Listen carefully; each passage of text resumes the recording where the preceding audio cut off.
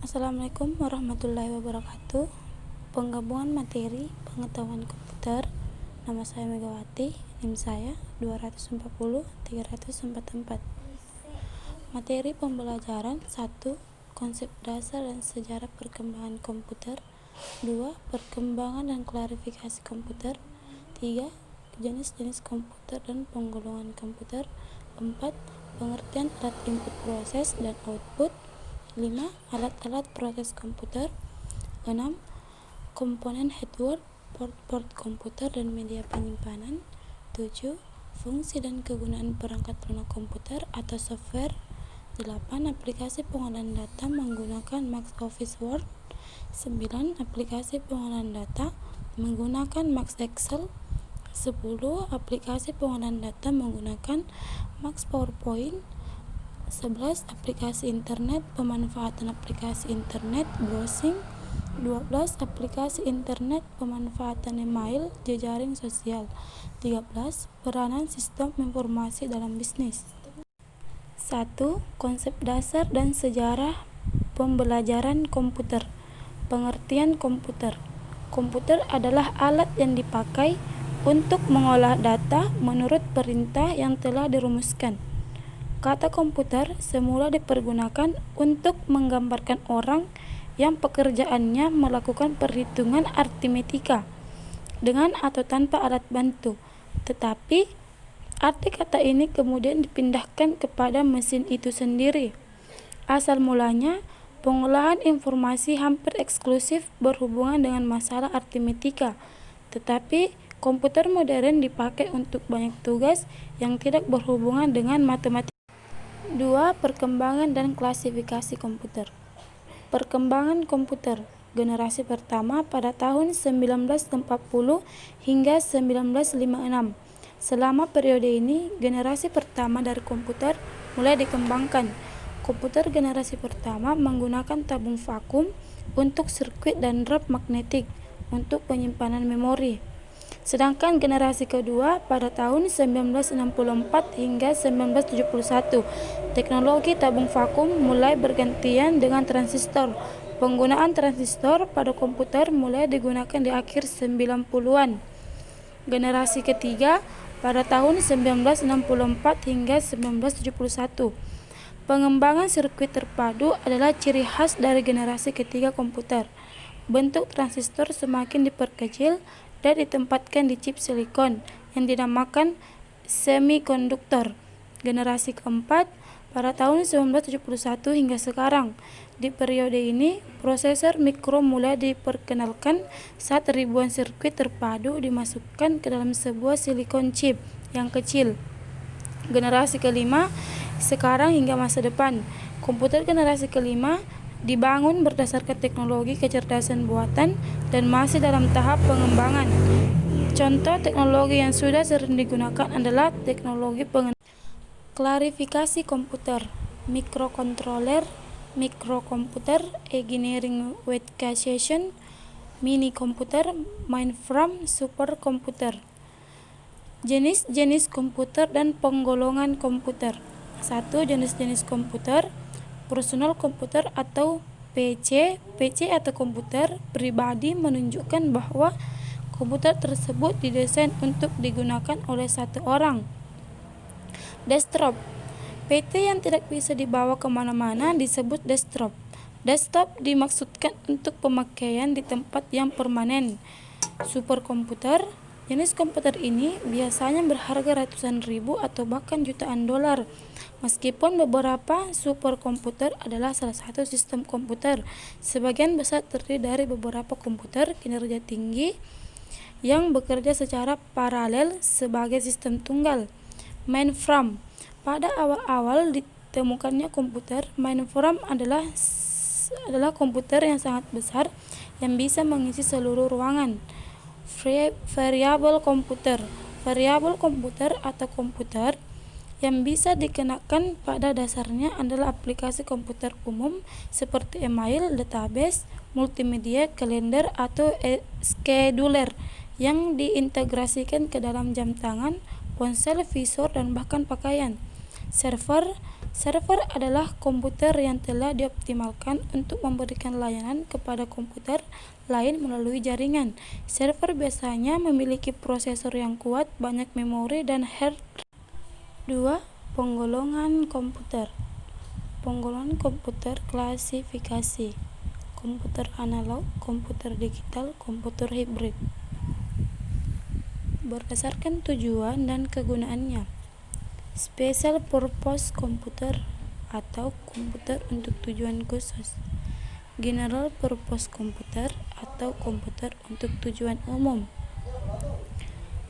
Berdasarkan ukurannya, komputer ini dapat digolongkan menjadi komputer mikro, komputer mini, small komputer atau kecil, medium komputer atau menengah, large komputer atau besar, super komputer. 4. Pengertian alat input, proses, dan output. Pengertian alat input. Input adalah masukan. Jadi, perangkat input pada komputer berarti perangkat masukan yang memberi perintah langsung berupa informasi digital pada pengguna. Contoh dari alat input antara lain: keyboard, papan ketik yang berfungsi memasukkan data, baik itu karakter namun number atau nomor atau simbol. Mouse, sebuah alat input yang digunakan untuk menunjukkan kursor atau pointer. Scanner, alat input yang berfungsi untuk menduplicate, mengopi teks, gambar dari kertas atau foto, dan sebagainya. Joystick, alat input yang berfungsi memberikan masukan namun biasanya dipakai dalam game. Kamera digital, input gambar atau image. Mikrofon, input suara. Digitizer digunakan dalam pemetaan. Touchscreen digunakan memberikan interaksi sama seperti mouse namun kelebihannya di sana.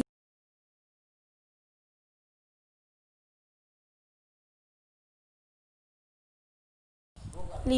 Alat-alat proses komputer. Peralatan proses pada komputer adalah perangkat keras yang berfungsi untuk memproses dan mengolah data yang diberikan oleh peralatan input, kemudian dikeluarkan dalam bentuk informasi ke dalam peralatan output yang akan diterima oleh manusia. 1. Sound card, 2. Power supply, 3. hard disk, 4. video graphic accelerator VGA, motherboard, memori atau RAM, central processing unit atau CPU. 6. Komponen hardware, port komputer, dan media penyimpanan. Komponen hardware: A. Mainboard atau motherboard. Motherboard atau biasa disebut papan induk adalah sebuah hardware yang berfungsi sebagai penghubung semua perangkat komputer lainnya. B. Prosesor. Prosesor bisa dibilang adalah otak dari sebuah komputer. 2. Hard disk adalah perangkat keras yang berfungsi untuk menyimpan data kita pada komputer. Adapun port komputer: 1. USB, 2. PS atau 2 port, serial port, parallel port, VGA video port, power supply, network port, audio port, port modern line telepon, game port. Adapun media penyimpanan yaitu disket, hard disk, flash disk, memory card, zip drive, CD, ROM, DVD, dan lain. 7.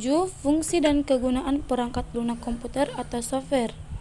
Perangkat lunak atau software adalah istilah khusus untuk data yang diformat dan disimpan secara digital, di mananya termasuk program komputer, dokumentasinya, dan berbagai informasi yang dapat dibaca dan ditulis oleh komputer. Fungsi perangkat lunak atau software adalah memproses data atau instruksi perintah hingga mendapat hasil atau menjalankan sebuah perintah tertentu. 8. Aplikasi pengolahan data. Pengolahan data menggunakan Microsoft Word. Pengertian Microsoft Word. Pengertian Microsoft Word adalah sebuah program yang merupakan bagian dari paket instalasi Microsoft Office. Berfungsi sebagai perangkat lunak pengolah kata meliputi membuat, mengedit, dan memformat dokumen. Fungsi Microsoft Word: 1. Membuat dokumen, 2. Mengedit dokumen, 3. Memformat dokumen.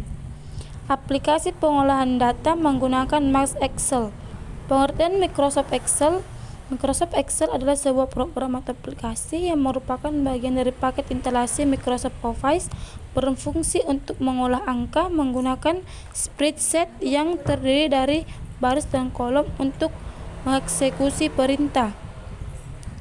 Fungsi Microsoft Excel: membuat, mengedit, mengurutkan, menganalisis, meringkas, dan memformat data serta grafik, membuat catatan keuangan dan anggaran keuangan, menghitung dan mengolah investasi, pinjaman, penjualan, investasi, dan lain-lain, melakukan analisis dan riset harga, melakukan perhitungan statistika, membantu berbagai sektor bisnis untuk mempermudah melakukan laporan keuangan, membuat daftar nilai sekolah maupun universitas, konversi mata uang, membuat grafik persamaan matematika, membuat program Excel dengan Visual Basic, melakukan penelitian dengan berbagai metode penelitian, sarana pembelajaran komputer dan logika, dan langkah-langkah mengelola data menggunakan Max Excel. 1. Langkah pertama, buka program Excel terlebih dahulu. 2. Lalu seleksi sel atau rage yang berisi data yang ingin di-copy ke Word. Pilih copy atau Ctrl+C. 3. Kemudian buka program Microsoft Word, klik tab Home. 4. Perhatikan grup clipboard, lalu klik tanda panah di bawah tombol paste. Di sini terdapat pilihan paste option, paste spesial, dan set default paste. Anda pilih paste spesial. 5. Selanjutnya akan muncul kotak dialog paste spesial. Pada area As terdapat dua pilihan, yaitu paste dan paste link. Anda pilih opsi paste, lalu pada kolom As terdapat beberapa pilihan seperti terlihat pada gambar di bawah ini. Pilih Microsoft Excel Workcode Set Object. 6. Setelah langkah-langkah di atas Anda lakukan, lalu klik OK untuk melihat. 10. Aplikasi pengolahan data menggunakan Max PowerPoint. Pengertian Microsoft PowerPoint. Microsoft PowerPoint adalah software yang dipakai untuk merancang bahan presentasi dalam bentuk slide. Fungsi Microsoft PowerPoint: 1. Memudahkan pengguna mengatur materi yang hendak disampaikan. 2. Membuat audiens lebih gampang memahami materi presentasi karena hanya menampilkan poin-poin utama yang disungguhkan dalam bentuk slide. 3. Membuat penyajian materi lebih berkesan, apalagi jika pengguna menambahkan animasi-animasi dalamnya, sebab pada kasus yang sering ditemui, audiens kurang fokus dan bosan apabila materi yang ditampilkan menonton. 11. Aplikasi internet. Pemanfaatan aplikasi internet browsing. Pengertian internet merupakan sebuah singkatan dari Interconnection Networking, atau yang berarti jaringan yang terhubung secara luas. Internet merupakan keterkaitan jaringan komputer melalui standar yang disebut Global Transmission Control Protocol atau Internet Protocol TCP atau IP. Ada sistem pertukaran paket komunikasi yang berasal melalui data. Manfaat internet: sumber beragam wawasan ilmu dan pengetahuan, mempermudah proses pelaksanaan sistem akademik, menghemat biaya dan waktu, menjaga keamanan warga negara, sangat efektif mensukseskan bisnis dan usaha, memperluas ruang pertemanan, media hiburan sebuah kalangan. Contoh aplikasi: 1. Email atau electronic mail. 2. Mailing list. 3. News group. 4. File transfer protocol atau VTP. 5. Remote. 6. World Wide Web atau WWW. 7. Video conference. 8. Telepon atau sistem telepon. 9. P2P application. 10. Internet broadcast. Pengertian browsing.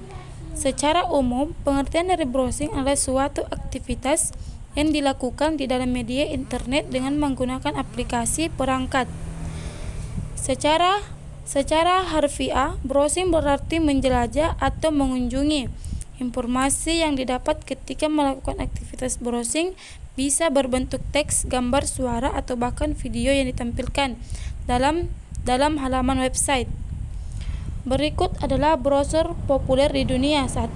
Firefox, 2. Google Chrome, 3. Internet Explorer, 4. Opera, 5. Safari, 6. Maxstone, 7. Flock, 8. Event Browser, 9. DevNet Explorer, 10.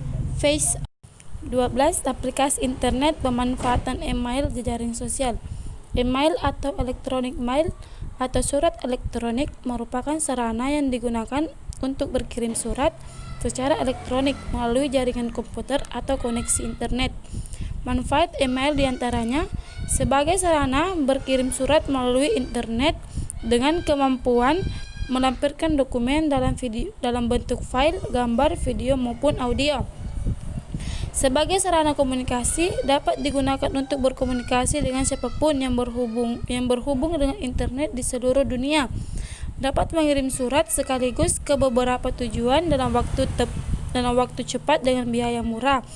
Digunakan untuk berlangganan informasi tertentu secara periodik.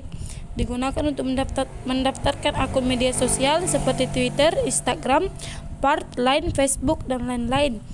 Digunakan untuk mendaftarkan user sebagai pelayanan publik secara online seperti BPJS, Simponi, Kemenkeu, Go.id, DJP, Pajak, Go.id. Digunakan sebagai salah satu persyaratan untuk daftar domain desa. 13. Peranan sistem informasi dalam bisnis. Sistem informasi memiliki peran dalam menunjang kegiatan bisnis operasional, menunjang manajemen dalam pengambilan keputusan, dan menunjang keunggulan strategis positif. Menunjang kegiatan bisnis operasional. 2. Mulai dari akuntansi sampai dengan penelusuran pesan pelanggan. 3. Menunjang untuk pengambilan keputusan. 4. Sistem informasi dapat mengombinasikan informasi untuk membantu manajer menjalankan bisnis dengan lebih baik. 5. Sistem informasi yang dirancang untuk membantu pencapaian sasaran strategis perusahaan dapat menciptakan keunggulan bersaing di pasar. Baiklah, sekian dari penjelasan saya tentang penggabungan materi pengetahuan komputer. Semoga dapat bermanfaat dan dapat dimengerti. Saya akhiri, wabillahi taufiq wal hidayah. Assalamualaikum warahmatullahi wabarakatuh. Terima kasih.